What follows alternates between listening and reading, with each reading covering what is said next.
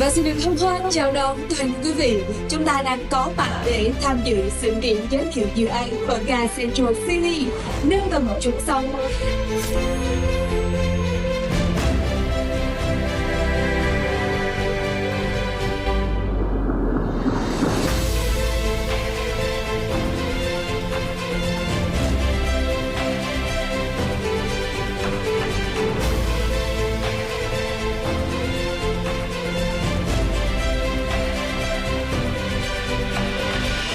Chính suất ưu đãi cho cái chương trình mà Hoàng vừa mới chia sẻ để anh chị khách hàng ở đây có thể tự tin lựa chọn số tiền để sở hữu cho mình một lô đất nền hay một căn nhà phố cực kỳ tốt tại thời điểm hiện tại để công ty Phú Hàng và cả Central City.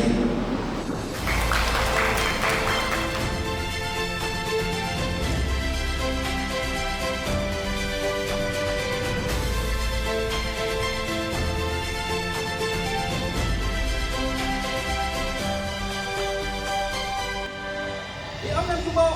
Ready up.